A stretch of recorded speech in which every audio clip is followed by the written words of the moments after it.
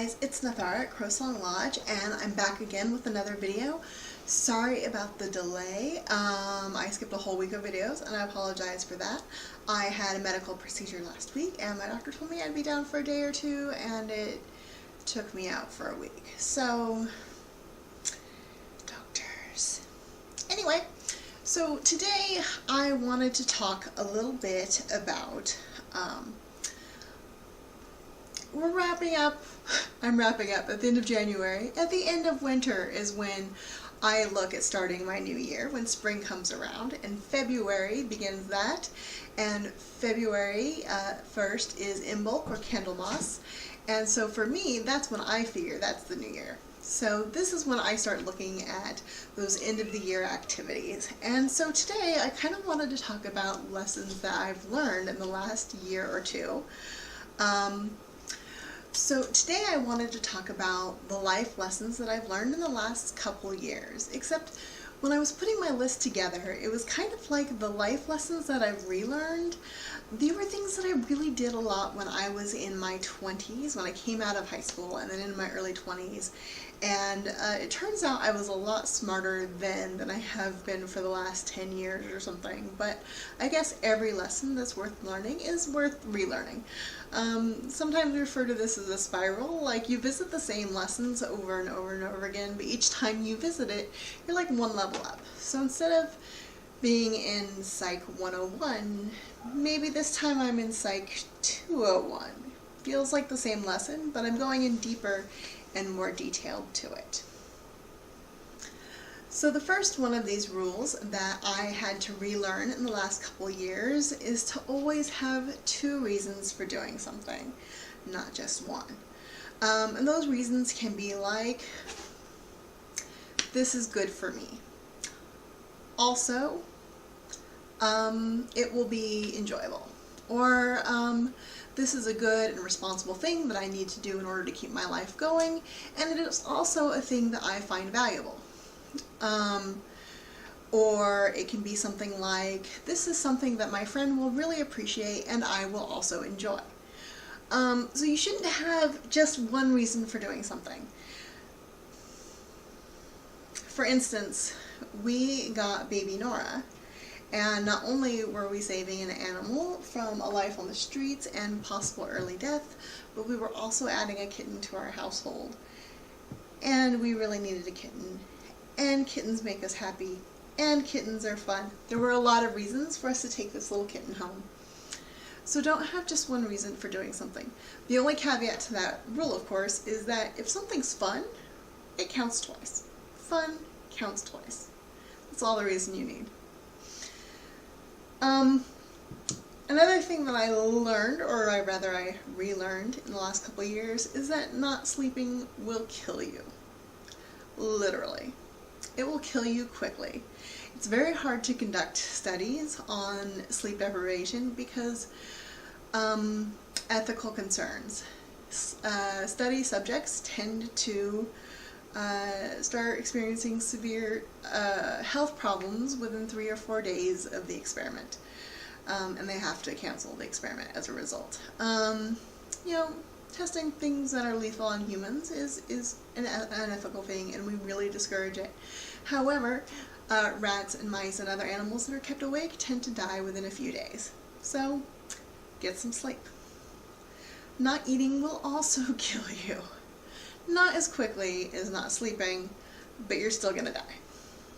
Not drinking, another way to die. So you gotta stay hydrated. Again, this is another quickie, so you gotta do it every day, okay? So those are 3 lessons that I learned the rough way in the last couple years. You gotta sleep, you gotta eat, and you gotta stay hydrated. At my big age, you would think I would already know this, but like I said, we're revisiting it. Most of your problems will wait around for you to get to them. You don't have to jump on every problem as soon as it shows up. A lot of times, your problems will go away if you take your time to get to them in a responsible and methodical manner. That is a self-solving problem that you probably don't need to worry about. If you have an urgent problem, but you still need time to get to it in a methodical and responsible way, you can usually communicate your needs to whoever else is involved in that problem, and they're usually pretty understanding. Communication is a beautiful and wonderful thing. And if it's not going to go away while you're getting around to doing so in a methodical and responsible manner, then you probably don't need to hurry anyways. That means you have plenty of time. So there's no reason to panic. I try to tell people, in fact, I hired a VA last year, and she said, hey, I keep all my notifications on and turned up right away, so if you need me at any time, feel free to text me. If there's any kind of emergency, I'll wake up right away, I'll stop whatever I'm doing and jump to it. And I told her, I don't have emergencies.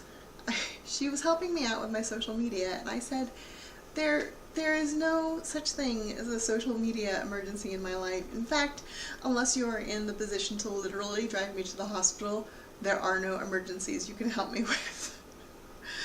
Unless someone is maimed or dying or some other health crisis, there are no emergencies for me. Everything can wait till later.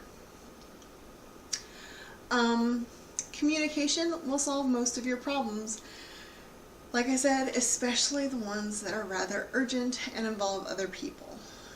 Just saying something like, I'm busy right now, I'm in the middle of something right now, can we talk about this in a little bit, will do a lot of good for you. As a tarot reader, especially a professional tarot reader, I have talked to people about so many relationships where so much would be solved if the other person were just like, I'm going through something right now, I will talk to you in a couple hours. I'm in the middle of something right now, let's talk tomorrow. That's it. That's all it takes. Just letting someone know where you are, acknowledging that they're there, and saying, let's deal with it later, or I'm working on it, or in the middle of something. Just a little communication, even if you don't have all the answers, even just saying, I don't know the answer to whatever it is that you're looking for, is huge and helpful, and people mad appreciate it. So communication is a brilliant thing, especially when you're dealing with humans, and we're almost always dealing with humans. Question everything. Even this. I'm pretty sure you'll come to the same conclusion as me, but questioning it is a pretty good exercise. I think especially in the last couple of years, we're learning the real depth to which society teaches us not to question things, to just accept things on faith or authority, and that is crap. Even if those things we're being told are true, and a good chunk of them are, it's still good to question them so you can find out why they're true, and if there's any variations on things or any caveats that you need to know about. Question everything so you can arrive at the right conclusions, so you can understand why things are the way they are, and so you can understand if they don't really need to be the way they are. Questioning everything leads you to all sorts of really interesting solutions, alternatives, other ideas, just all sorts of possibilities open up when you start asking questions. I know it's crazy making when your 3 or 4-year-old goes, why? Endlessly, but if you don't know the answer to why, you should be asking that question too. And with the beautiful thing that we have called the internet, it's actually discoverable. Go ahead, question everything, ask why. Why is that true? Why is that necessary? Why are we doing it that way? How did we get here? What's going on? Who said that? Is that true? Question everything, okay?